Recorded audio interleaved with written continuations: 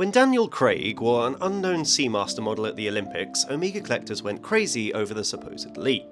Now that we have it in the metal, or at least its cooler monochrome sibling, it's easy to see why 007 took a liking to the new Seamaster Diver 300m pieces. They might be Omega's coolest in years. Craig likely has some familiarity with the new piece, as it's actually based on the military-focused 007 model from No Time to Die, at least in terms of construction. That means the bezel is made from metal, not the collection's usual ceramic. In the black version it's aluminium, and here it's titanium. In the first instance that might sound like a bit of a downgrade from ceramic, and well, it is. It's not as hard-wearing or high-tech by a stuntman's death-defying leap. But it is more practical on something that's designed to take some serious knocks, as it's not only more lightweight, but it's a lot less brittle.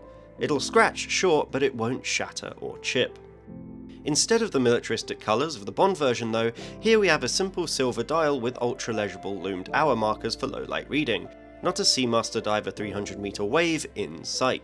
The matching silver bezel and gorgeous mesh strap, again taken directly from the film watch, complete the monochromatic look for one of the sleekest Seamaster Diver 300m pieces around.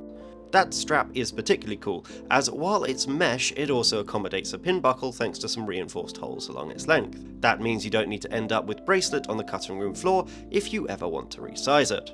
On the wrist it sits like a host of other Seamaster Diver 300m models. The lighter bezel's not noticeably different, but the sleeker dial does give the look a bit more impact in a tone-on-tone 70s sort of way. I love monochrome watches almost as much as I paradoxically love bicolour for retro style, and this version of the Diver 300m ticks all the boxes. Inside, the watch is Omega business as usual, with the Co-Axial calibre 8806. The magnetic-resistant George Daniels descendant has a weekend-proof 55-hour power reserve and is tested well beyond what COSC would ever do with its Master Chronometer certification.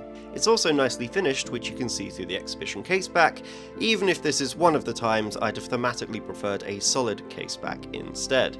Military heritage style and all that. The only real downside here is price. The usual ceramic bezeled Seamaster Diver 300m on a bracelet will set you back £5,500. However, this new version is £6,100, for what is at best a lateral move. Still, if you want what might be the best looking Seamaster in years, it's probably worth it.